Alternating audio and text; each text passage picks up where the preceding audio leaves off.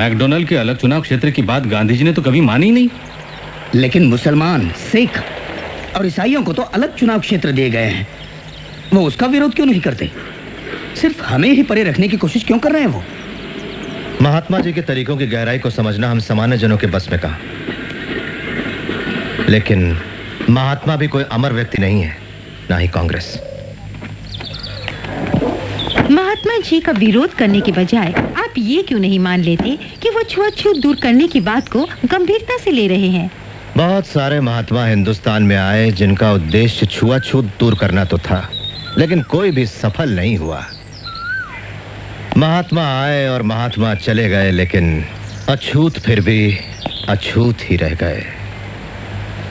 अम्बेडकर,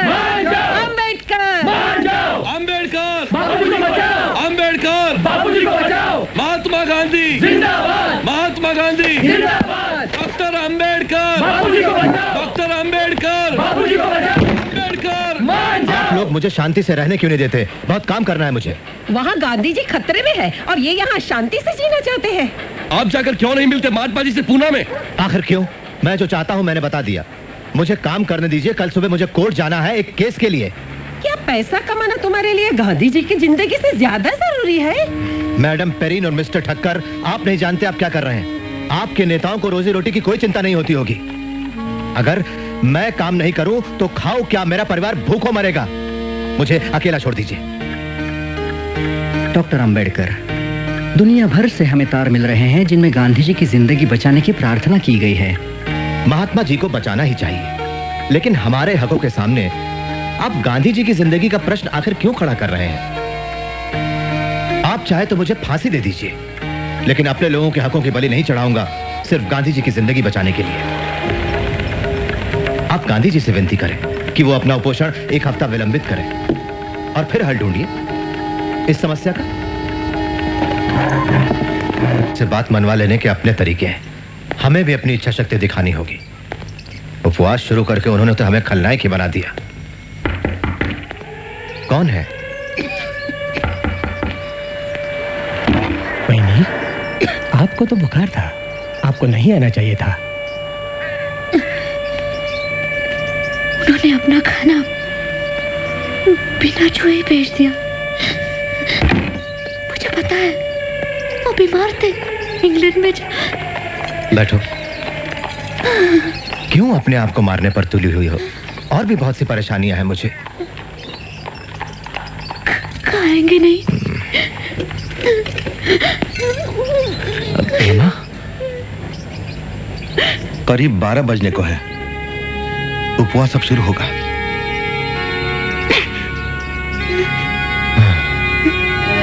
बाबू, धन्यवाद।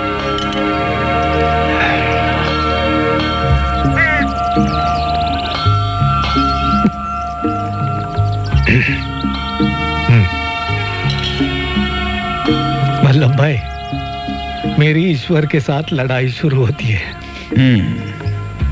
आपके आराम करने से पहले बापू, पत्रकार आपसे मिलना चाहते हैं।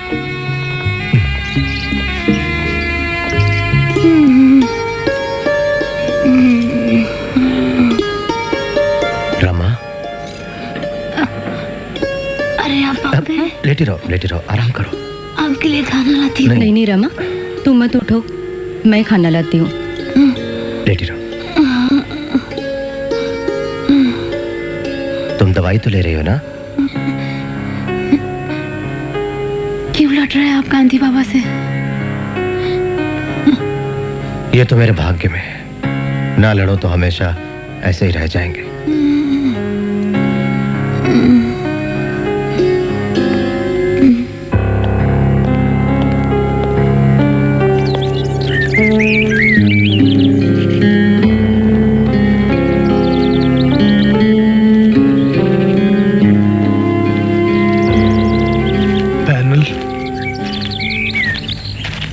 कोई आपत्ति नहीं,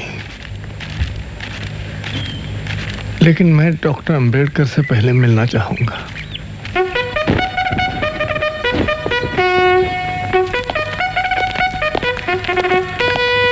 नमस्ते। नमस्ते। चलिए।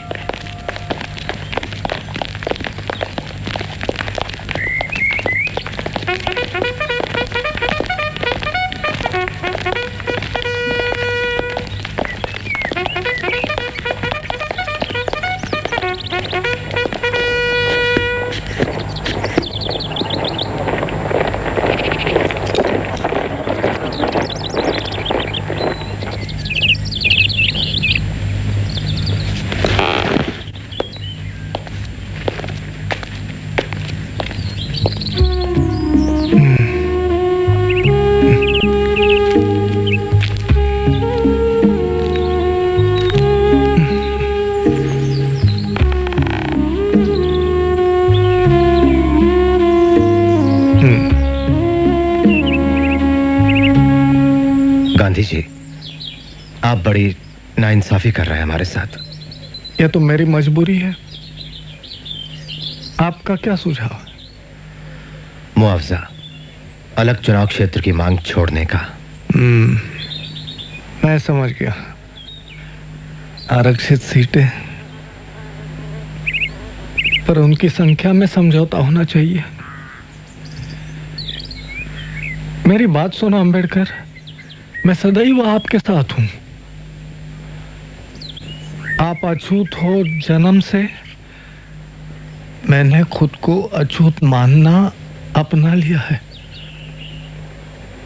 आप मुझे बचाना चाहते हैं, मैं जानता हूं। जी गांधी जी, मैं अलग चुनाव क्षेत्र की बात पर अड़ नहीं रहा हूं सिद्धांतों की वजह से। हमारा मानना है कि अल्पसंख्यक विधानमंडल में भेजने के लिए ऐसे लोग छांटें जो सिर्फ नाम के नहीं, उनके असली प्रतिनिधि हो। बहुत अच्छे, लेकिन ऐसा क्यों कि कुछ सीटों के लिए पैनल और कुछ के लिए सीधा चुनाव? इससे तो एक अनैसर्गिक विभाजन हो जाएगा शोषित पीड़ित वर्गों में, और आपस में बंटवारा भी। क्यों ना पैनल के द्वारा प्रारंभिक चुनाव करें सभी सीटों के लिए? ठीक है, सभी सीटों के लिए पैनल मंजूर है मुझे। शाबाश। अब पैनल बना हो 5 का बजाय 2 के। मैं आपको वचन देता हूं अंबेडकर, आज से मेरी पूरी जिंदगी इस देश से छुआछूत को जड़ से मिटाने के लिए ही अर्पित होगी। अब बाकी बातें विस्तार से इन साथियों के साथ। मैंने अपने बाकी साथियों से बात की है। प्रांतीय सभा के लिए वो लोग 126 से ज्यादा सीटें देने के लिए राजी नहीं होंगे, लेकिन हम लोग 197 सीटों की मांग पर अडिग हैं।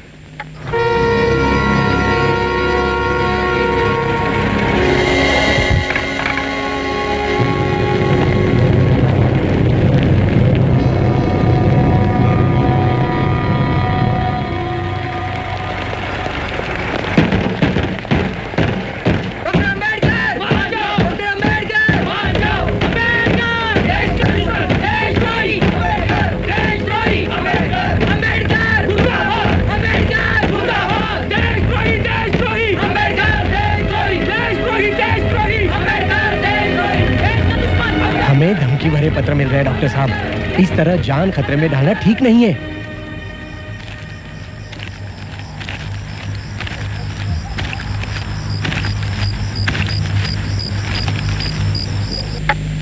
तो हम सहमत है 148 सीटें देने के लिए, और हिंदू सीटों में से 10% सेंट्रल असेंबली में। लेकिन प्राथमिक चुनाव की व्यवस्था 10 साल के अंत में खत्म होनी चाहिए, और आरक्षित सीटों का सवाल अगले 15 साल तक जनमत से तय किया जाना चाहिए। डॉक्टर अंबेडकर, सुरक्षित सीटों और अलगाव का पाप बढ़कर महापाप हो जाएगा अगर हम उसे खत्म करने का जिम्मा पीड़ित वर्ग की मर्जी पर छोड़ दे। और जनमत संग्रह के लिए 15 साल का समय मांग रहे हैं आप। मैं ये बिल्कुल नहीं मानता कि अगले 20 सालों में छुआछूत की प्रथा नहीं रहेगी, लेकिन जब सवर्णों को डेमोक्रेसी की तलवार का सामना करना पड़ेगा, तभी उनका अछूतों के प्रति अमानवीय व्यवहार बदल पाएगा। डॉक्टर अंबेडकर, आप समझते क्यों नहीं? गांधी जी की जिंदगी खतरे में है। तो क्या हुआ? तो क्या हुआ? ओह, माफ कीजिए। कोई बात नहीं, मैं किसी को साफ करने के लिए कह दूंगा। देवदास, बापूजी कैसे हैं? डॉक्टर ने कहा हालत गंभीर है, उनका ब्लड प्रेशर कम हो रहा है।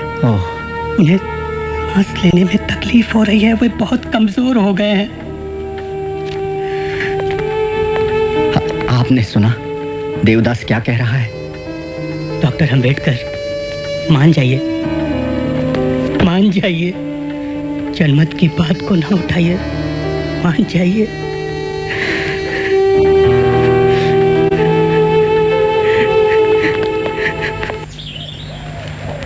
मैंने इनकी बहुत सारी बातें मान ली हैं बापूजी।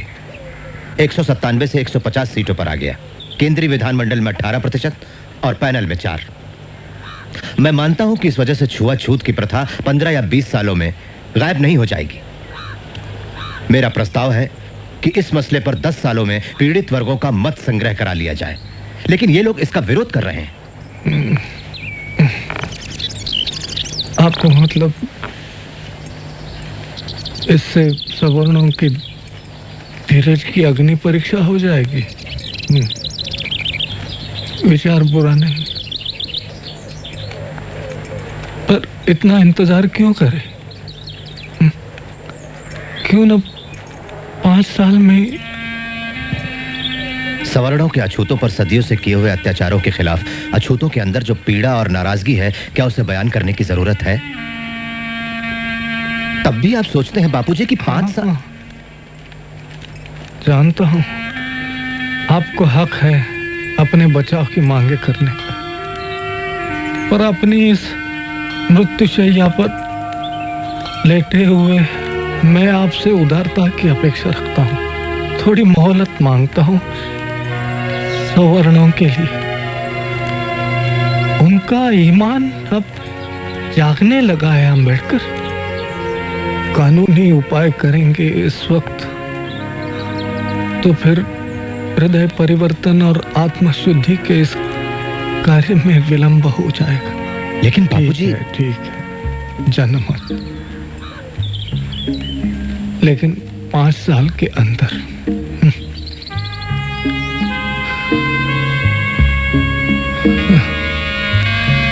5 साल या मेरी जिंदगी।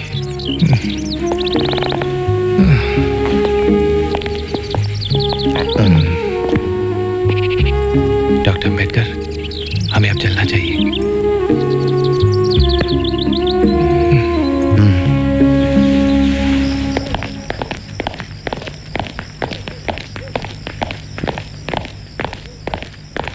मिस्टर गांधी और डॉक्टर अंबेडकर के बीच लंबे समय से चला आ रहा आमना सामना आज आखिर पूना करार के रूप में खत्म हो गया।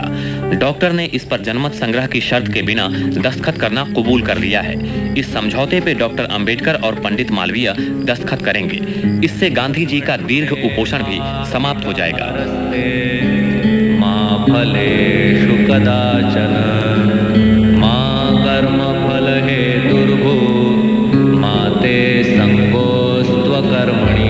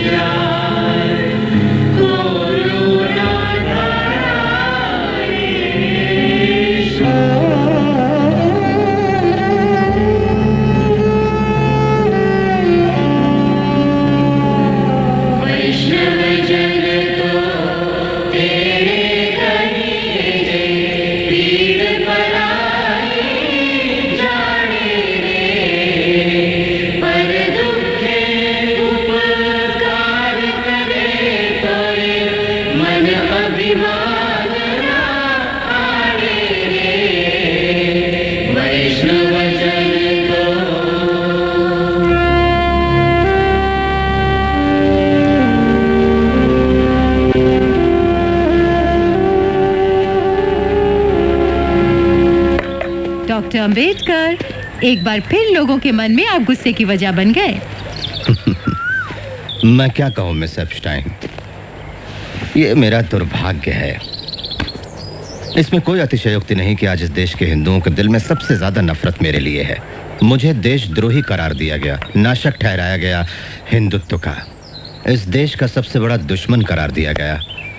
लेकिन जब ये धुआं हट जाएगा और जब इतिहासकार निष्पक्ष होकर मेरी जिंदगी का वापस लेखा जोखा करेंगे, तब उन्हें जाकर मेरी देशभक्ति का एहसास होगा। ऐसा अगर नहीं हुआ तो?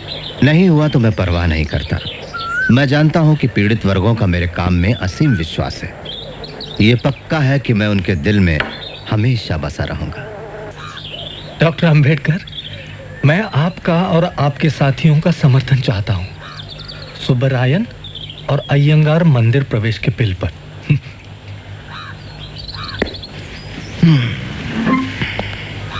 मान लीजिए मैं मंदिर प्रवेश बिल को स्वीकार कर लूं, लेकिन चातुर्वर्ण और जाति प्रथा के विरुद्ध संघर्ष करूं, आप कौन सा पक्ष लेंगे? और अगर मैं चातुर्वर्ण को स्वीकार कर लूं, तो आपकी उसको लेकर क्या व्याख्या होगी? ब्राह्मण, क्षत्रिय, वैश्य और शूद्र, या इसका उल्टा, सबसे ऊपर शूद्र?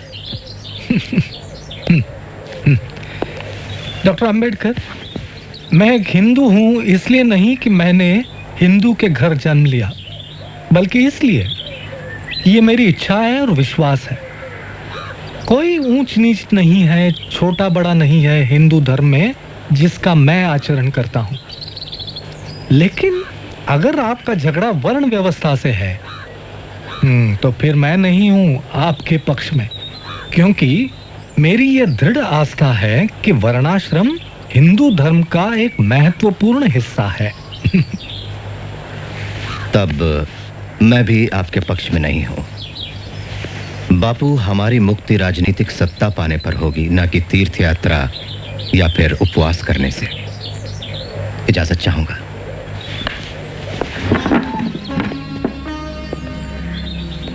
वैसे मैं एक राय दूं, हमेशा इस उपवास रूपी हथियार का इस्तेमाल ना करें। आपकी जिंदगी कीमती है, देश को जरूरत है आपकी।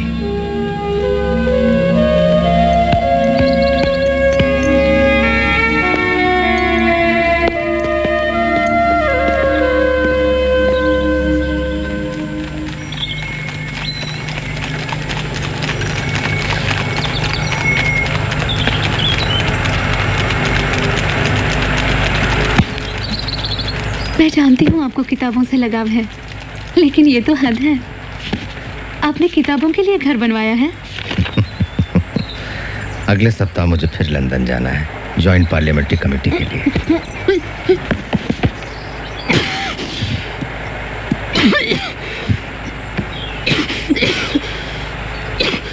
रमा, यहाँ बैठो। बैठो।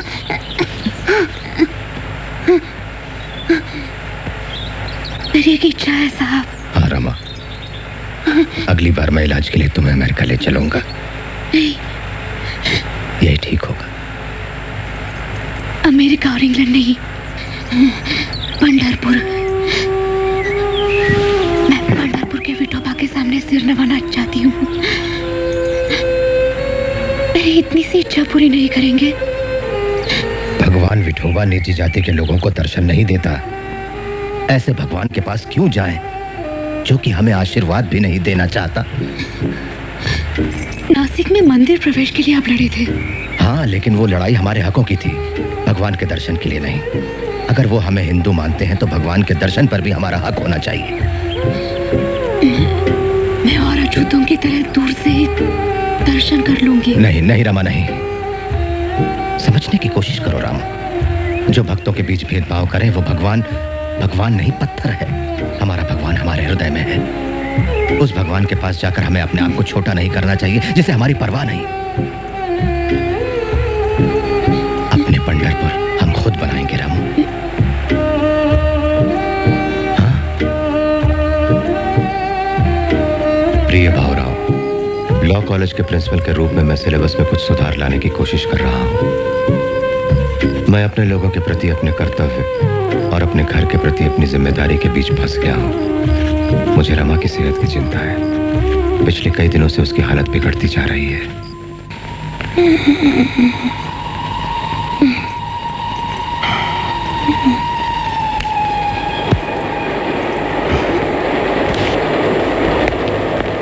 बहुत कोशिश की मैंने। रमा, पी लो इसे, अच्छी हो जाओगी। नहीं, जल्दी से अच्छी हो जाओ, मैं तुम्हें अच्छे से अच्छे डॉक्टर को दिखाऊंगा। जरूरत नहीं। मैंने तुम्हें हमेशा दुख दिया है रमा। मैं खुश हूँ। मैं शांति से मरूंगी। मैं मरने से नहीं डरती।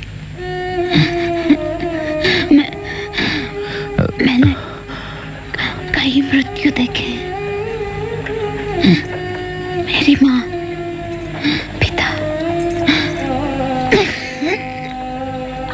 आपके माता पिता, चाचा, आपके भाई, हमारे 4 बच्चे, मिश, गंगाधर, हिंदू, राजरत्ना, इन सबको मरते देखा है मैंने। साहब, बारिश हो रही है।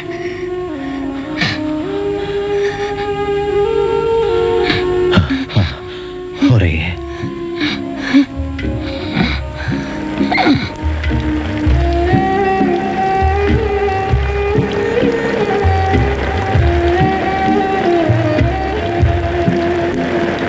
बोले मत, थक जाओगे। मुझे तुम्हारी जरूरत है।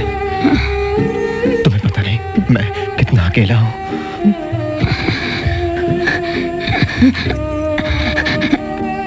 निराश मत होना, लड़ते रहना। अपना यशवंत।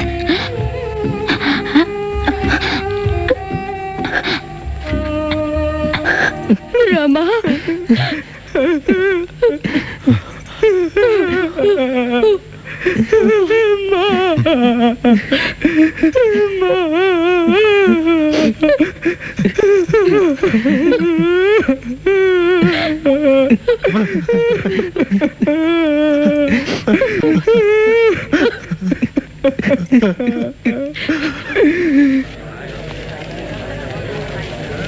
बाबा साहब, हजारों लोग इंतजार कर रहे हैं, तो अब चले।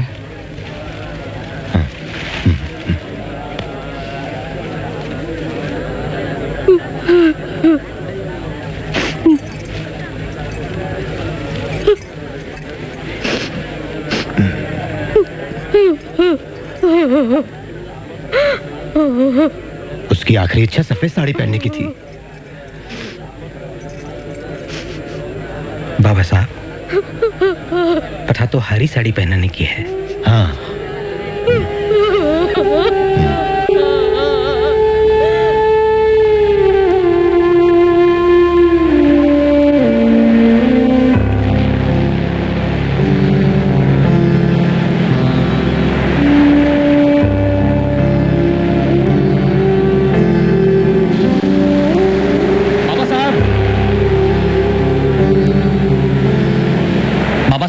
कहिनूर गांव के 400 अछूत मुस्लिम धर्म स्वीकार कर रहे हैं। उन्हें रोकिए। मैं एक जरूरी घोषणा करने जा रहा हूं योला परिषद में।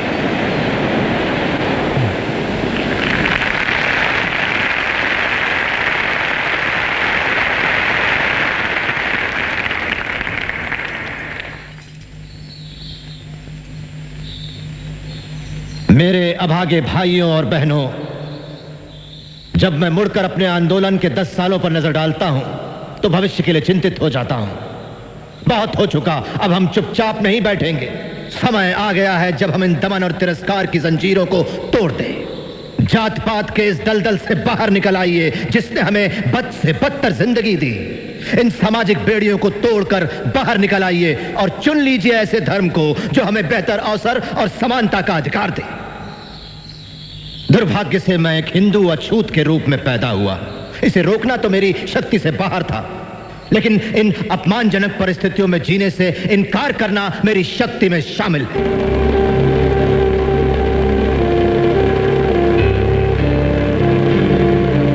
हालांकि मैं हिंदू पैदा हुआ हूं, लेकिन मैं भरोसा दिलाता हूं आपको कि एक हिंदू के रूप में हरगिज नहीं मरूंगा। डॉक्टर भीमराव अंबेडकर की, डॉक्टर भीमराव अंबेडकर की, डॉक्टर भीमराव अंबेडकर की, डॉक्टर भीमराव अंबेडकर की।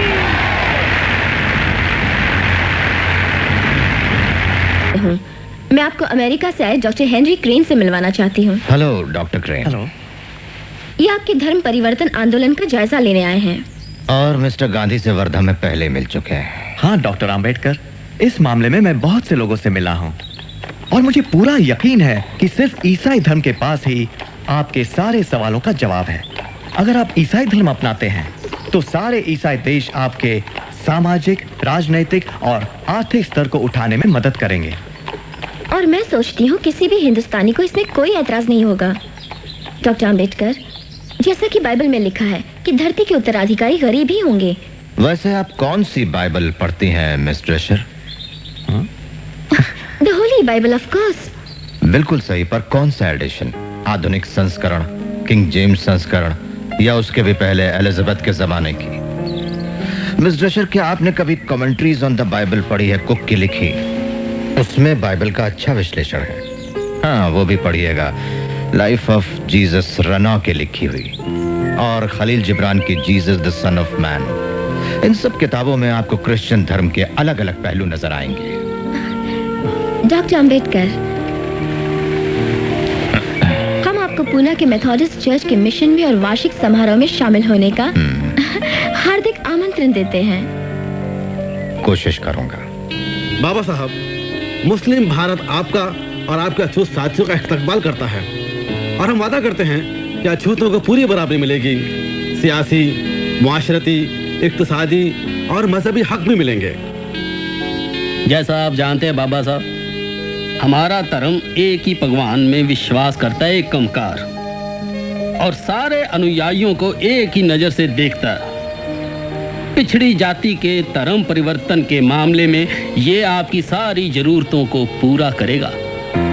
महाबोधि सोसाइटी से ये टेलीग्राम आया है।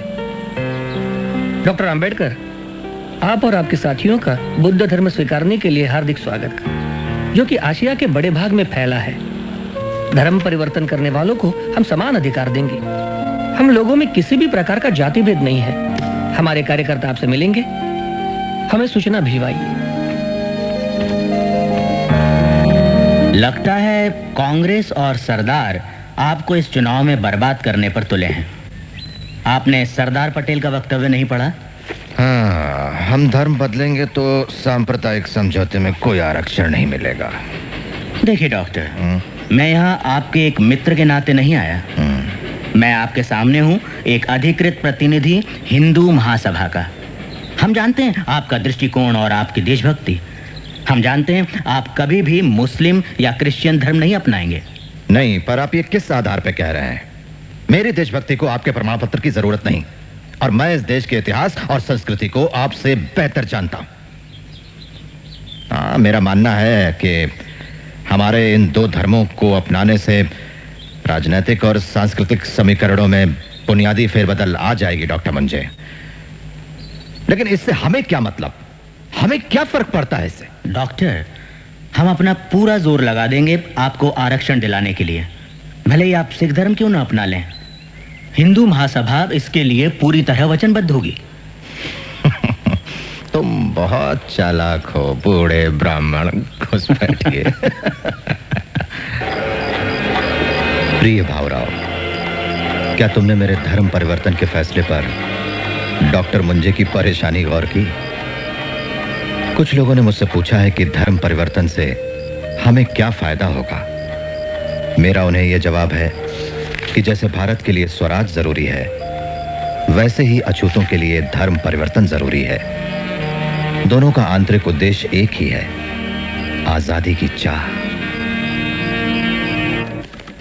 ये संविधान सभा गंभीरतापूर्वक और दृढ़ निश्चय के साथ हिंदुस्तान को स्वतंत्र गणराज्य और सर्वसत्ता संपन्न घोषित करती है, और भविष्य में इसके प्रशासन के लिए संविधान तैयार करने की घोषणा करती है। संक्षेप में मेरे संशोधन का सुझाव है कि इस प्रस्ताव को पास करने का इरादा थोड़े समय के लिए टाल दिया जाए, ताकि मुस्लिम लीग और हिंदुस्तानी रियासतें भी, अगर वो चाहे तो, इस सभागृह की कार्यवाही में हिस्सा ले सके। अब मैं डॉक्टर अंबेडकर से अपने विचार रखने का आग्रह करता हूं।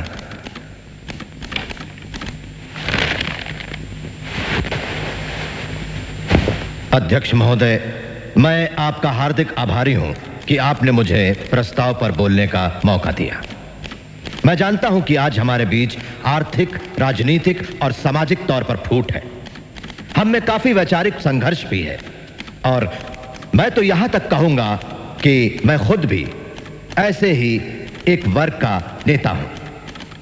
लेकिन महोदय, इसके बावजूद मुझे पूरा विश्वास है कि दुनिया की कोई भी ताकत, कोई भी शक्ति इस देश को एक होने से नहीं रोक सकती। हालांकि मुस्लिम लीग इस बात पर जोर दे रही है कि हिंदुस्तान का बंटवारा कर दिया जाना चाहिए, लेकिन एक दिन उनको यह बात जरूर समझ में आएगी कि हिंदुस्तान का बंटवारा उनके हित में नहीं, बल्कि अखंड भारत उनके लिए ज्यादा बेहतर होगा।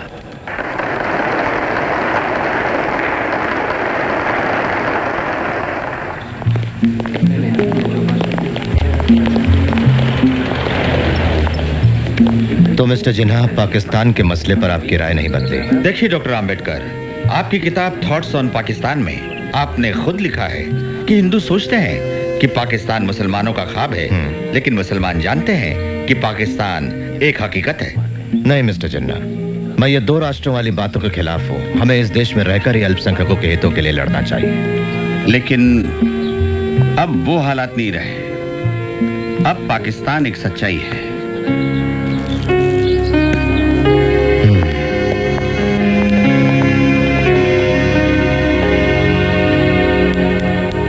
छुआछूत किसी भी रूप में हो, खत्म कर दी गई है। इस कानून के पालन में असमर्थता दिखाना अपराध माना जाएगा। महात्मा गांधी की जय! महात्मा गांधी की जय! महात्मा गांधी की जय! महात्मा गांधी की जय!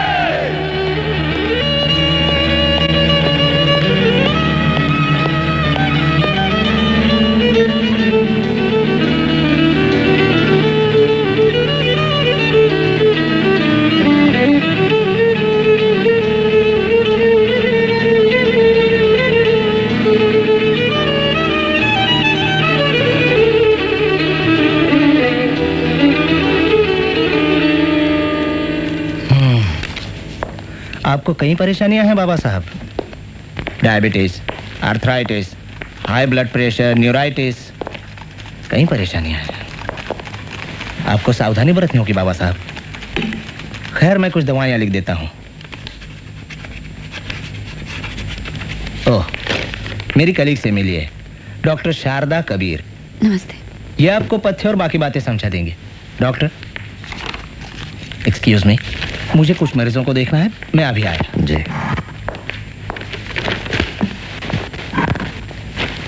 आपको इंसुलिन का इंजेक्शन हर रोज लेना होगा।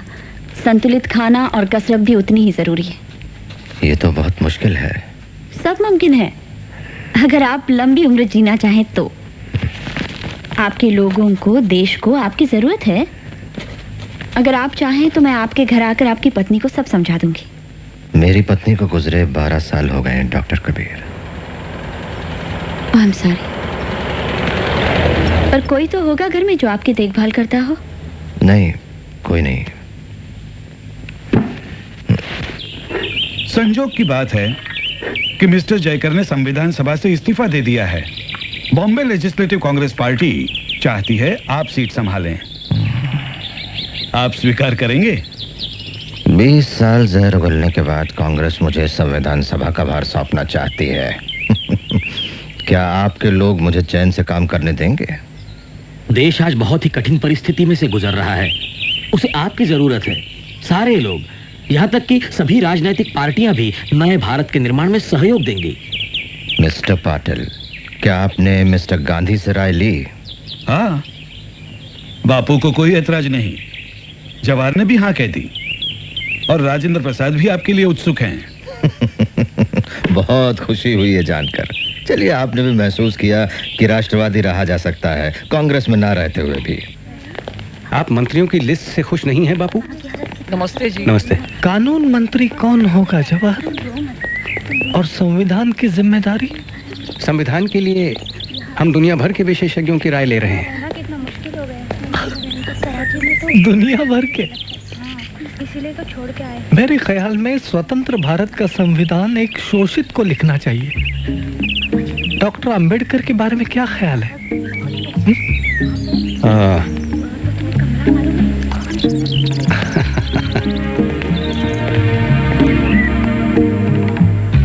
हाँ, इतिहास ने ये जिम्मेदारी हमें सौंपी है। लगता है मेरे मरने तक इस खून खराबे का बोझ मेरी आत्मा पर बना रहेगा। खैर, काम की बात करें। आप जानते हैं कि आपको मैंने यहां क्यों बुलाया है? मैं चाहता हूं कि आजाद हिंदुस्तान की राष्ट्रीय सरकार में आप शामिल हों। आपको मंजूर है? ये सब इस बात पर निर्भर करेगा जवाहरलाल कि कौन सा विभाग मुझे। कानून? वहां काम तो काफी होगा ना? बहुत है, फिक्र मत कीजिए। कई नए कामों को कानूनी जामा पहनाना है। हाँ, हिंदू कोड बिल जो कि अधूरा पड़ा है। नहीं, उसका फैसला भी हमें जल्दी करना है। मैं खुश हूं, हम साथ काम करेंगे। प्रिय भावराव, हिंदुस्तान आज एक आजाद देश है, मगर क्या वो अपनी आजादी सलामत रख पाएगा? क्या अलग अलग और परस्पर विरोधी विचारधारा वाली राजनीतिक पार्टियां हिंदुस्तान को अपनी अपनी जाति और धर्म से ऊपर रख पाएंगी? हमें अपनी आजादी की रक्षा अपने खून की आखिरी बूंद तक करनी चाहिए। कितनी बढ़ गई है आपकी ब्लड शुगर? अब और मीठा नहीं। चाय कौन बनाता है आपके लिए? वो लोग कोशिश करते हैं। ना ना, ये सब और नहीं चलेगा। कोई फल या चावल बिल्कुल मत खाइए, कम से कम 15 दिन। अगले हफ्ते आपका चेकअप करेंगे।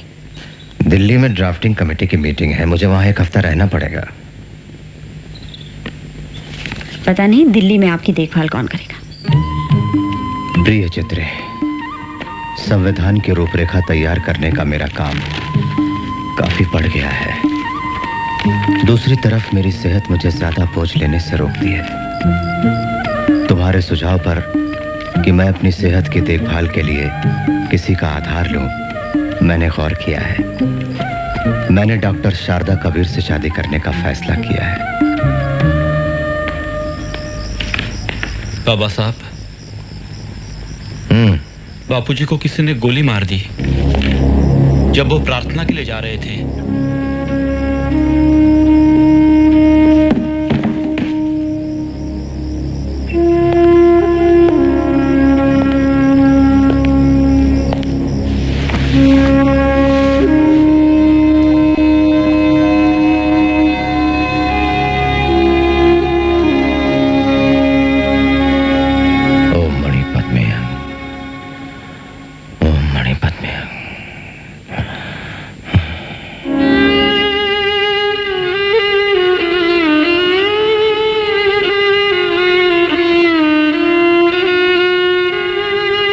डॉक्टर अंबेडकर, पहले आप दस्तखत कीजिए, उसके बाद मैडम करेंगी।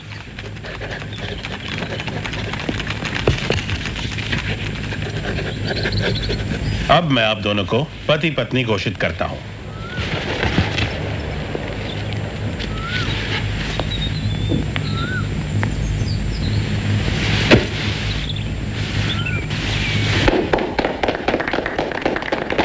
अभिनंदन डॉक्टर। राष्ट्रपति महोदय, सर, मैं ड्राफ्टिंग कमेटी द्वारा निश्चित की हुई संविधान की रूपरेखा को प्रस्तुत करता हूं और निवेदन करता हूं कि इस पर विचार किया जाए। राष्ट्रपति महोदय सर, मैं इस सदन में उपस्थित उन लोगों में से एक हूं जो जानते हैं कि इस संविधान का मसौदा तैयार करने में डॉक्टर अंबेडकर ने कितनी मेहनत और लगन खर्च की है। शायद सदन को पता हो कि उसके द्वारा मनोनीत 7 सदस्यों में से एक ने इस्तीफा दे दिया और उसकी जगह किसी और को नहीं लिया गया। एक सदस्य थे अमेरिका में, तो उनकी जगह भी खाली रही और एक और सदस्य अपने कुछ कामों में, राज्य के कामों में व्यस्त रहे, इसलिए उनकी जगह भी खाली रही। एक या 2 सदस्य दिल्ली के बाहर थे और शायद सेहत की वजह से शामिल न हो सके। इसलिए आखिर में हुआ यूं कि मसौदा तैयार करने का सारा भार आ पड़ा डॉक्टर अंबेडकर पर, और मुझे कोई शक नहीं कि हम सब उनके अनुग्रहित हैं। मुझे जो भी श्रेय दिया जा रहा है वो मेरे अकेले का नहीं है। इसका कुछ हिस्सा जाता है सर BN राव को, जो कि हमारी इस सभा के संवैधानिक सलाहकार हैं, जिन्होंने ड्राफ्टिंग कमेटी के विचार करने के लिए संविधान का कच्चा मसौदा तैयार किया। इस श्रेय का कुछ हिस्सा उस ड्राफ्टिंग कमेटी के सदस्यों को भी जाना चाहिए। मैं यहां पर संविधान की अच्छाइयां गिनाने नहीं जाऊंगा, क्योंकि मुझे लगता है कि संविधान कितना भी अच्छा क्यों ना हो, वो अंततः बुरा साबित होगा अगर उसे इस्तेमाल में लाने वाले लोग बुरे होंगे, और संविधान कितना भी बुरा क्यों ना हो, वो अंततः अच्छा साबित होगा अगर उसे इस्तेमाल में लाने वाले लोग अच्छे होंगे। इसलिए जनता और उसके राजनीतिक दलों की भूमिका को संदर्भ में लाए बिना संविधान पर कोई भी निर्णय देना या कोई भी टिप्पणी करना मेरे विचार में व्यर्थ होगा। धन्यवाद।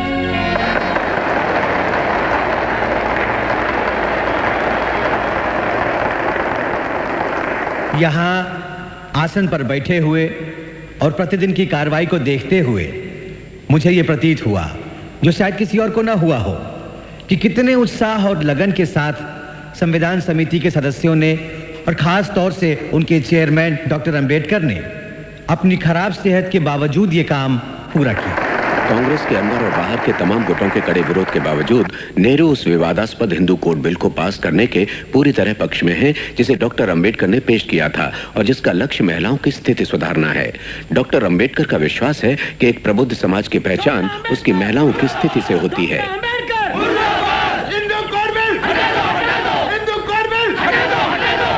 हिंदू कोड बिल अपमान है हिंदू धर्मशास्त्र का। यह एक बहुत बड़ा कलंक है हमारे रूढ़ी परंपराओं और शास्त्रों पर। डॉक्टर अंबेडकर क्या जाने हिंदू धर्मशास्त्र? क्या उन्हें संस्कृत का ज्ञान है? क्या उन्होंने वेद पढ़े हैं?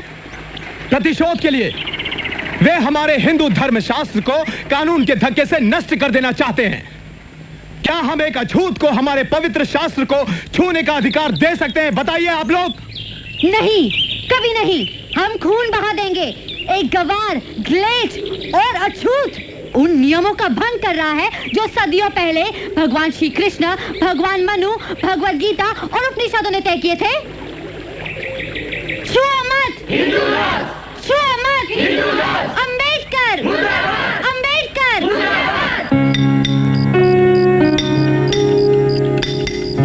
प्रिय भावराम, हर तरफ से हिंदू कोड बिल का तीव्र विरोध हो रहा है। और हाँ, बुद्ध की मूर्ति जो माडिगेलकर सिद्धार्थ कॉलेज के लिए बना रहे हैं, वो अब लगभग पूरी हो चुकी है, और साथ ही बौद्ध धर्म अपनाने का मेरा निश्चय भी। मैं बचपन से ही बौद्ध धर्म से प्रभावित रहा हूं। जब मैंने दादा केड़ुस्कर लिखित बुद्ध चरित्र पढ़ा था, जो एक प्रसिद्ध लेखक और पिताजी के मित्र भी थे, उन्होंने यह किताब मुझे भेंट दी थी। जीवन भर मेरे प्रेरणा स्रोत रहे हैं संत कबीर, महात्मा ज्योतिबा फुले और भगवान बुद्ध। बौद्ध धर्म अकेला धर्म है जो 3 सिद्धांतों की शिक्षा देता है: प्रज्ञा, करुणा और समता। बौद्ध धर्म ही विश्व में शोषण का समाधान है। लोग आज किसी तरह बौद्ध धर्म को साम्यवाद के साथ जोड़ने की कोशिश करते हैं, मगर साम्यवाद का आधार जबरदस्ती है और बौद्ध धर्म का अहिंसा।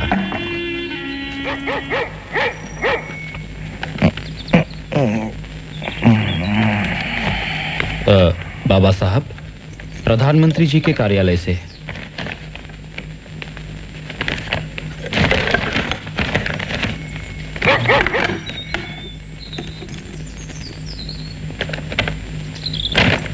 पढ़ो इसे। आप तो जानते हैं कि हिंदू कोड बिल का काफी विरोध हो रहा है सदन के भीतर और बाहर भी। बेहतरीन इरादों के बावजूद भी ये इस सेशन में पास नहीं हो सकता। मैं आपकी नाउम्मीदी समझ सकता हूँ। यहाँ तक कि शादी और तलाक वाले हिस्से भी आखिरकार टाल देने पड़े। मैं दुर्भाग्यपूर्ण निर्णय है ये। रत्तू, चलो डिक्टेशन लो। काफी समय से मैं मंत्री पद से इस्तीफा देने की सोच रहा था। सिर्फ हिंदू कोड बिल को अमल में लाने की आशा ने ही मुझे यह निर्णय लेने से रोक रखा था। लेकिन इस बिल की मृत्यु के साथ जब विवाह और तलाक वाला हिस्सा भी खत्म कर दिया तो मुझे सदन का सदस्य बने रहने में कोई भी औचित्य नहीं दिखता। हिंदू कोड बिल इस देश में समाज सुधार के लिए उठाया गया सबसे महत्वपूर्ण कदम था। हिंदू समाज के वर्गों के बीच और स्त्री पुरुषों के बीच जो असमानता है उसे बरकरार रखकर आर्थिक सुधारों के लिए कानून पास करना हमारे संविधान का मजाक उड़ाने जैसा है और गोबर के ढेर पर महल खड़ा करने जैसा है।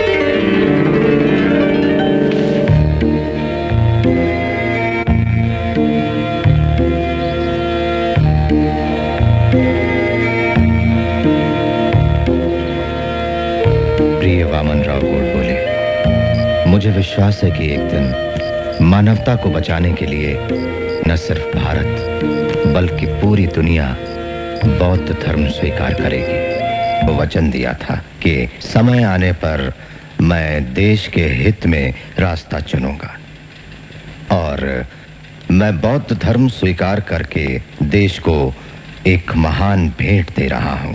ये धर्म भारतीय संस्कृति का अटूट हिस्सा है। लेकिन तब आप अछूतों के लिए मिले हुए आरक्षण और सुविधाओं से वंचित नहीं हो जाएंगे?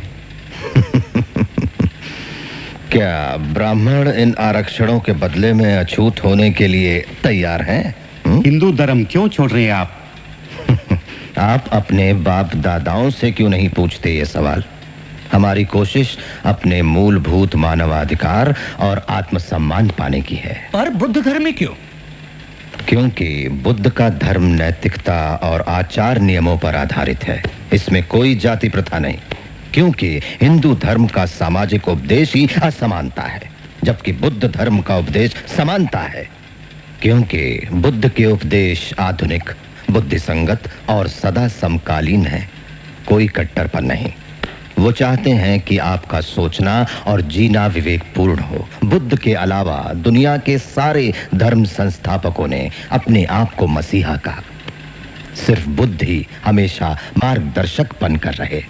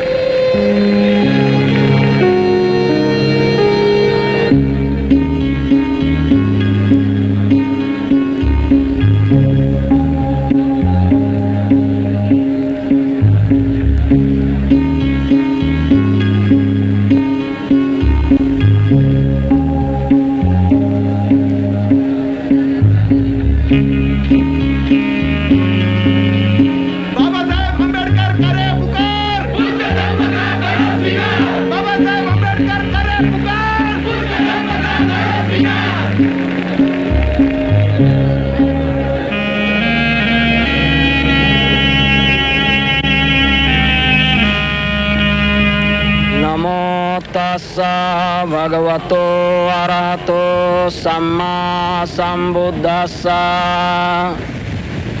नमो तस्सा भगवतो अरहतो सम्मा संबुद्धस्सा।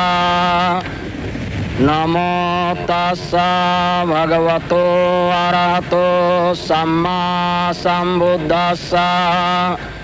बुद्धं शरणं गच्छामि धम्मं शरणं गच्छामि संघं शरणं गच्छामि पानातिपाता वैरमणि सिक्खापदं समादयामि आदिन्नादाना वैरमणि सिक्खापदं समादयामि कामेषु मिच्छाचारा वैरमणि सिक्खापदं समादयामि मुसावादा वैरमणि सिक्खापदं समादयामि सुरामेरया मज्जपमादठाना वैरमणि सिक्खापदं समादयामि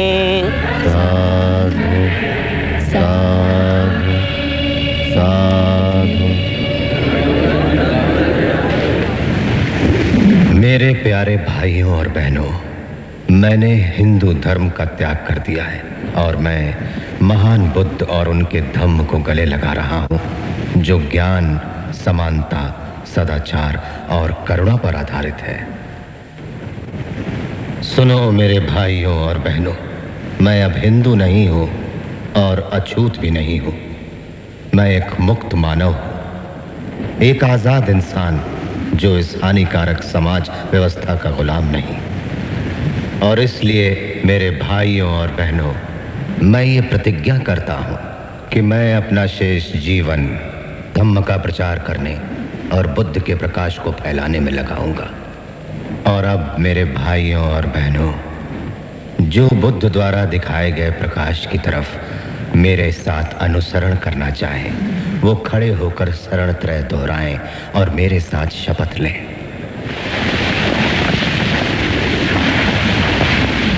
मैं भगवान बुद्ध के बताए हुए 10 नीति वचनों का पालन करूंगा। मैं भगवान बुद्ध के बताए हुए 10 नीति वचनों का पालन करूंगा। मैं सारे पशुओं के साथ करुणा का व्यवहार करूंगा। मैं सारे पशुओं के साथ करुणा का व्यवहार करूंगा।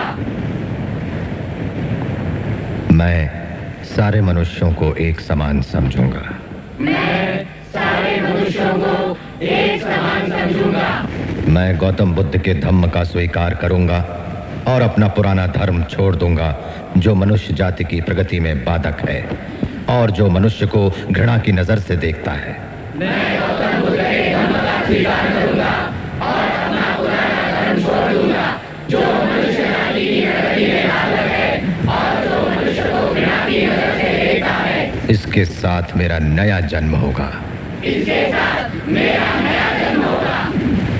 मैं ना तो हिंदू देवताओं की पूजा करूंगा और ना ही हिंदू कर्मकांडों का पालन। मैं ना तो हिंदू देवताओं की पूजा करूंगा और ना ही हिंदू कर्मकांडों का पालन। आज के बाद जो 3 सिद्धांत बुद्ध ने बताए हैं, प्रज्ञा, सन्मार्ग और करुणा, जीवन भर मेरे कर्मों को दिशा देते रहेंगे। आज के बाद जो 3 सिद्धांत बुद्ध ने बताए हैं, प्रज्ञा, सन्मार्ग और करुणा, जीवन भर मेरे कर्मों को दिशा देते रहेंगे। बुद्धं शरणं गच्छामि, धम्मं शरणं गच्छामि, संघं शरणं गच्छामि, बुद्धं शरणं गच्छामि, धम्मं शरणं गच्छामि, संघं शरणं गच्छामि।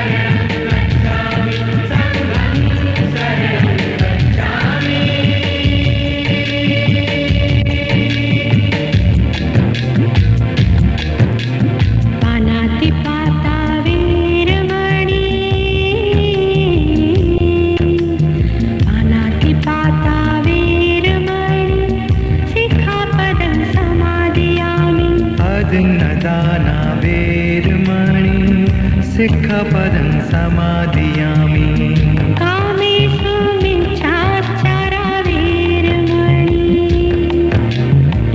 सिक्खपदं समादियामि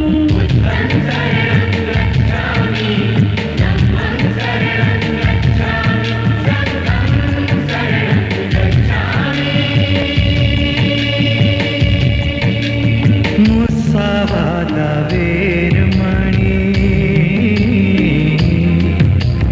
मुस्सावादा वीरमणि सिक्खपदं समादियामि